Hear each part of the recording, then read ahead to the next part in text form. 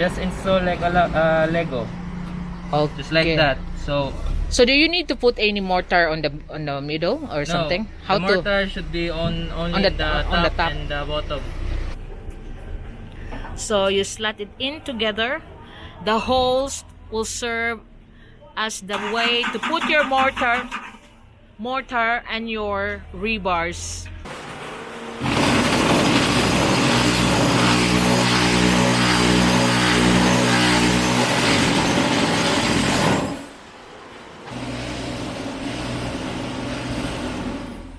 So this is their office and factory here in Labangon. These are the finishing. They are just skim coating it. And there's still the one with the blocks.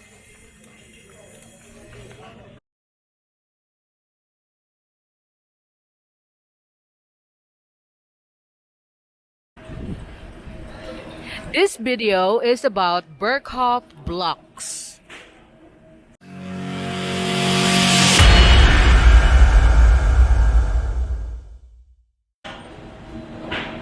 I'm here right now in the factory site of Werkhof Blocks. Werkhof Blocks is your best alternative if you are building a house or properties here in the Philippines and you don't want to use hollow blocks. Werkhof Blocks' slogan is build stronger, cheaper, and faster. They have professed that their walls are 3 times stronger, up to 30% cheaper than the ordinary hollow block build. So there is, you are looking at the block data. So how does a Werkhof Blocks work? This is how they're i-explain ko na tong imong Lego style of Chip. Ipalihog sa kong paong sa imong radyo, palihog Chip. Kaya madungog ang go Chip.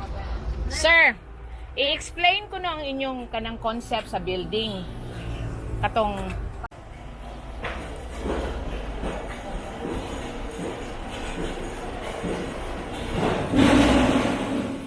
So this is the profile that you see on the Werkhof block.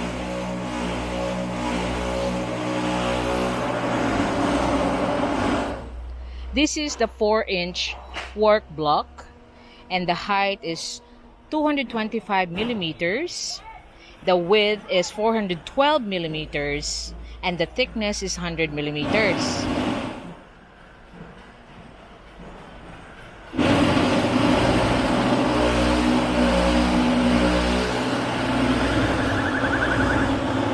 This is also available in 6-inch block. So the height for the 6 inches 225, and the width 225 millimeters, and the width is 412 millimeters, and the thickness is 140. Of course, it's the 6-inch. Now, how does a Werkhof block work?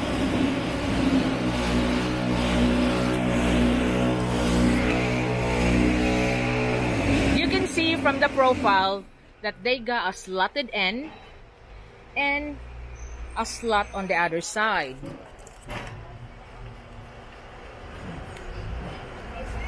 Because they will connect together like Lego blocks. So from this sample here,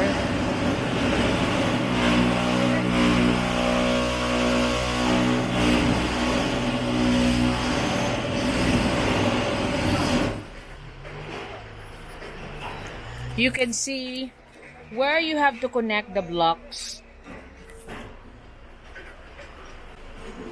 and then where you have to put your mortar. Actually, you know the hole in the middle, that is where you connect, you put in the mortar and you put in your rebars.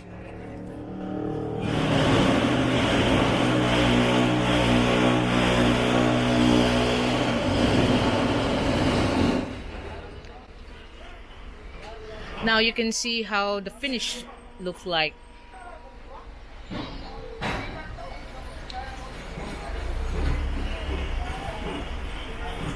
Now for your drainage and electrical needs, where you have to cut in to the wall, like this. And also for the drainage like that. This is what the profile that you will see. Those cut into the wall for your electrical and drainage needs will be, it's already allocated in the actual design of the blocks. Like this one, this is where you put your mortar and the rebars, and then this is the area here is left open because that's where the accommodation of all your cut in of your electrical and drainage need for the wall. So like the recommended distance from the next blocks is only a little bit less than what a hollow block needs. And one good thing about this Werkhof light blocks is you don't need to render the walls because you can immediately just do the skim coating after you do the filing of the blocks. Look at this one. That's the block and that's the skim coat direct. So you don't need those thick rendering or finishing. Your house can be built quickly. So you can hear them making the blocks, and we will have a look later on if we're allowed. And another product that they do aside from the work block data is also the what they call the transom bar. Transom bar, which serves as your lintel beams. There. That's the transom bar for windows and doors. They have the 120 and the 160 transom bar. Now you see there's a column in the corner because they also have the column blocks. Their column blocks comes in 300 millimeter square and 250 millimeter square. And like I said, they are built like Legos. This is the profile of the blocks. So you slot it in together. The holes will serve as the way to put your mortar and your rebars. So it depends on how many levels is your building. That blocks are already allocating its use. So like how many rebars do you need, that will go directly there.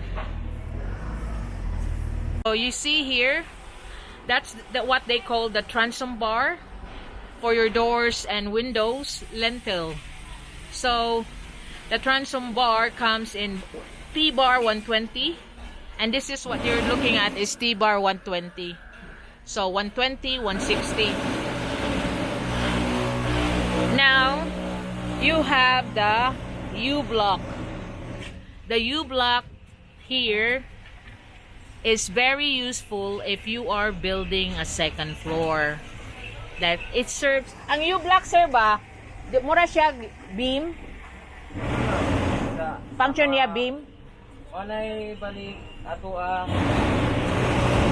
second option if ato ang mga opening is more than 1.4. So if you are opening more than 120, 1.4. 1.4 meter. So 1.140. So mulapas na kag 140, mo ni siya option. So if your door or opening is bigger than 140, which is 140 millimeters or 1.4 meters, the U-block is the next option for your beam. And this is what the profile look like. You can put your rebars inside and then fill it up with mortar. And then before you put your hang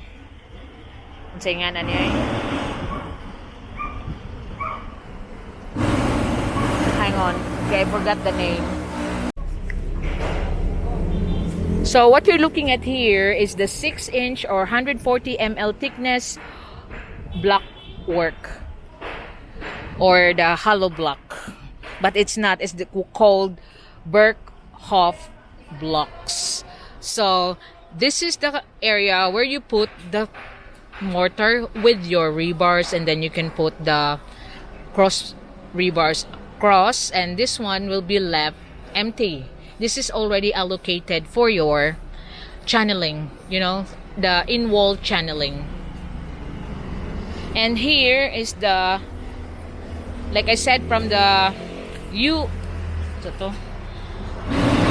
the U blocks.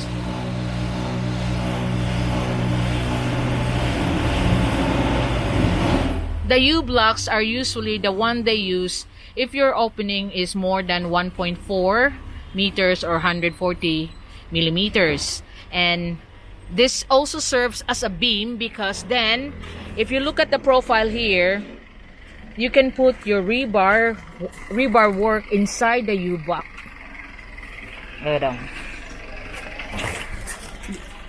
And this is good for second floor. So that's the rebars for your beam, and you can see the steel decking that you can put across. And like I said, it serves as a beam underneath that you can pour in together when you do your flooring. So here's the engineer of Werkhof to demonstrate to us how the block works. The Werkhof Blocks. So sir, so we are just demonstrating the 4-inch block. Sige sir, unsaon ni siya pagkuan? Pag-attach ba? Visual, base project na siya na. It's like a demo, it's like a Lego na. Lego set, no? Yes. That So, you can. first thing, you need to lay out the area. Okay. Then after, put mortar for the first setting. Okay. For installing the blocks, you need this side with the groove. Okay. This will be the butt of where your column is. So that's what the column that should be facing the column, Yes, sir. the one with the groove. So, And then after you put this in the mortar, you will follow the next block. So in installing this, first you need to have a guideline or linsa. Okay. Then just install like a Lego, Okay. just like that. So do you need to put any mortar on the middle or something? The mortar should be only on the top top and the bottom. Okay. There's no mortar here because we have a groove. Okay. So this tongue and groove supports as a connection to blocks. So this is like the place for the rebars. For rebars, our rebar is every 3 files. 3 files, yeah. That's correct. From the third file, you need to put the blocks upside down. Ah. These Okay. serve as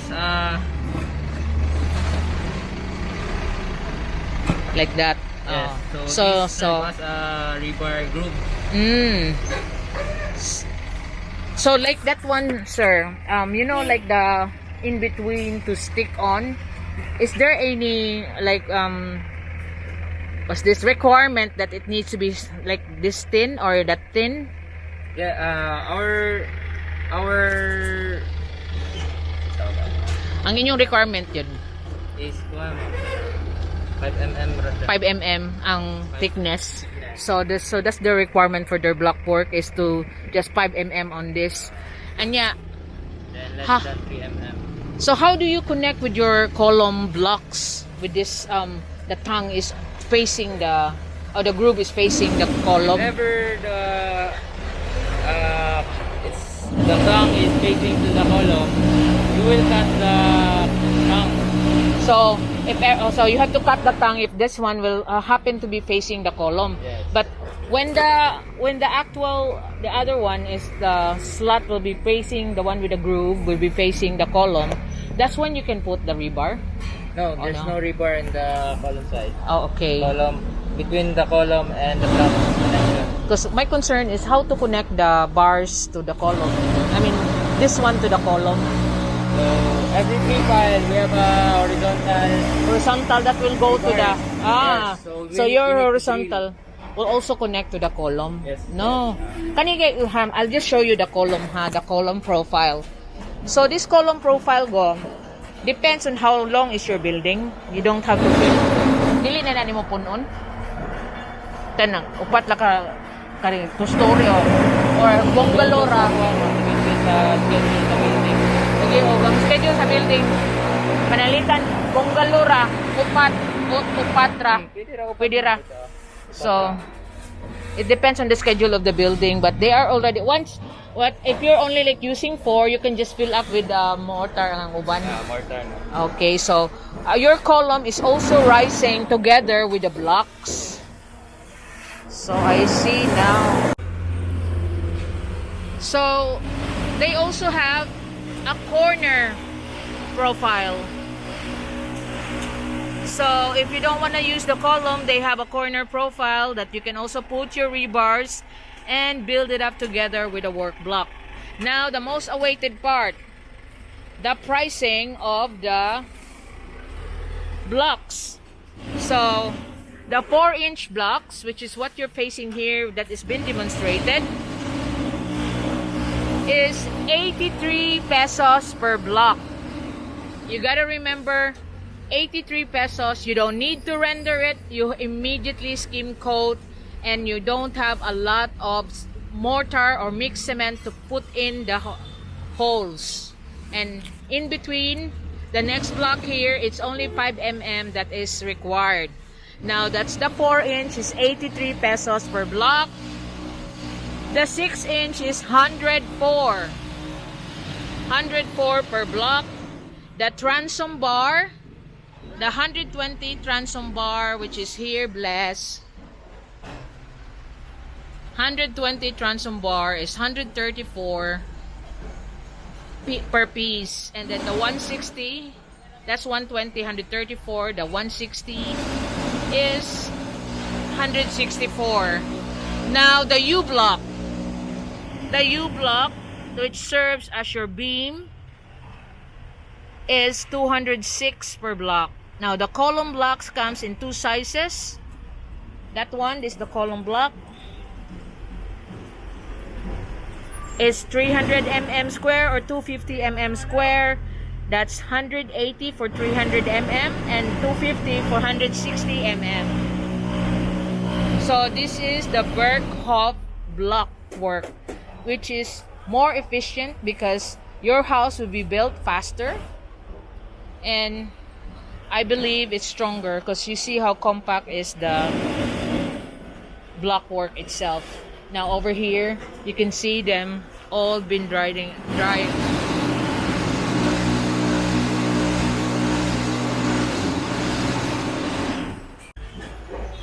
So you can visit them here at Happy Valley Road, Pablo Abella Street, Labangon, Cebu City.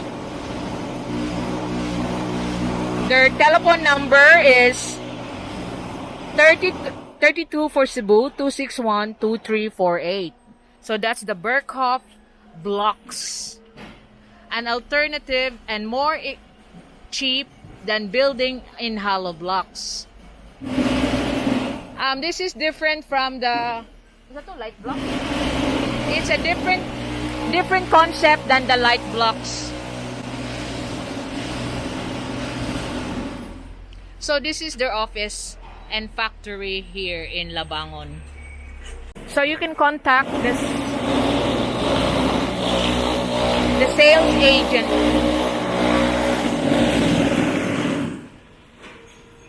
Pwede naman siguro mo tanaw, guys. Pwede mo tanaw? So that's the factory of the blocks.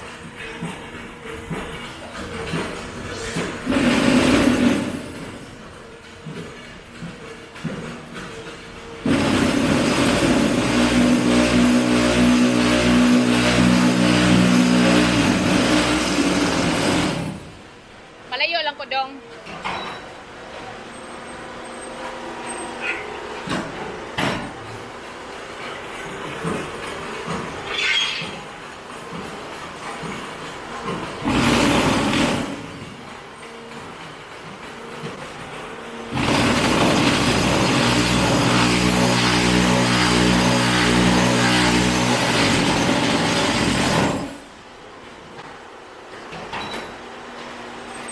So there's some damage as well.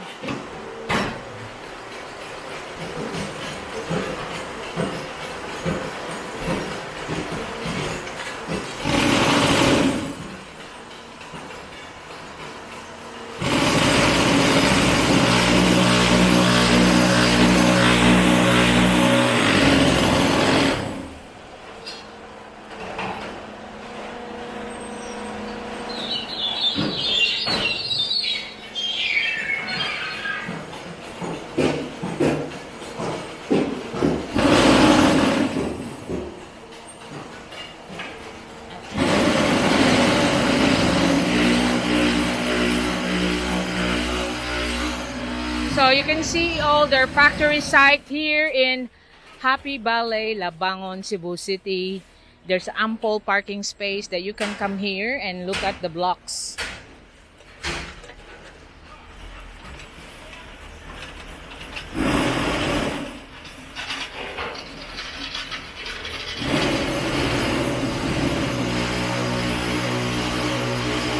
So they're using fine quality sand and gravel. They have crusher. So this is the factory of the Werkhof Blocks. Werkhof Blocks, the minimum order is 50 square meters, and balance delivery. They also provide training for training of your workers, and also they will rent you cutting tools if you don't have one, and they will assist you in your project on the first 3 weeks of your workers' progress. So because this is like a new concept of building here in Cebu City, this is Werkhof Blocks in Labangon, Cebu City.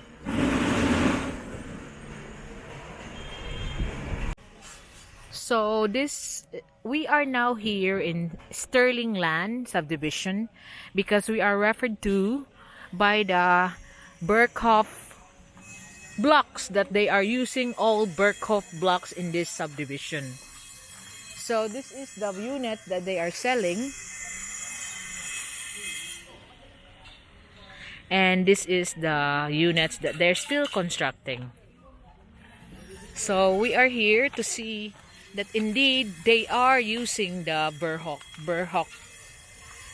Werkhof blocks.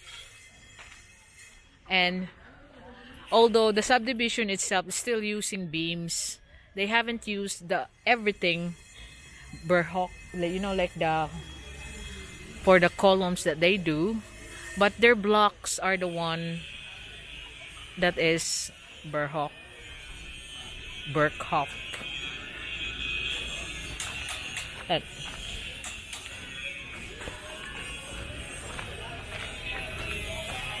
So they are making like that unit that you see on the back. That's the Sterling Land subdivision using Werkhof blocks. But I could see that they are creating their own columns and beams. But they're using the lintels on their doors and windows. They're using the Werkhof.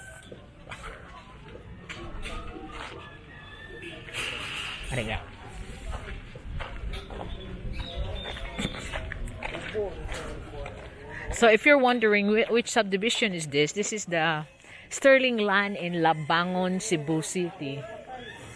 There. These are the finishing. They are just skim coating it. And there's still the one with the blocks.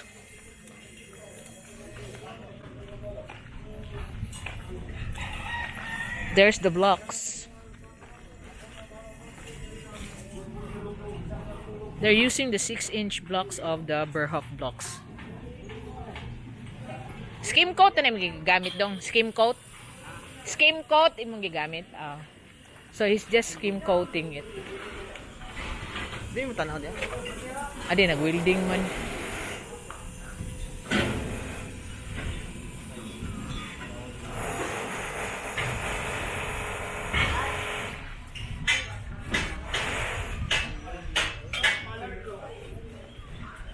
Try lang.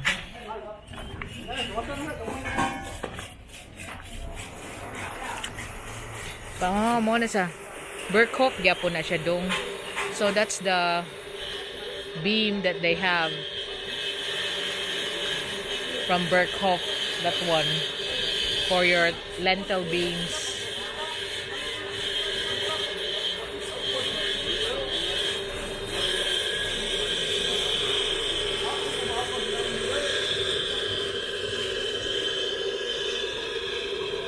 So this is a development here in Tisa Hills. And this subdivision is called Sterling Land. So what brings us here, because the Werkhof Blocks is recommending us to see this, so you customers can see, my viewers can see that this is now what they've been using instead of hollow blocks.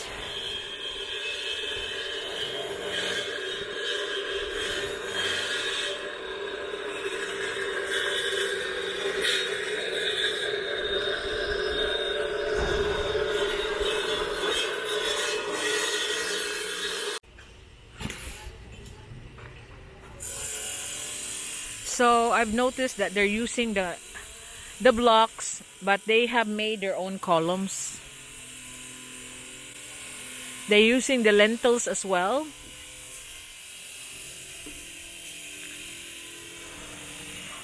So it's more expensive than hollow blocks, but you can see there, that's the lentils that they're using. It's more cost efficient and it's faster, because it's like slot in like Lego blocks.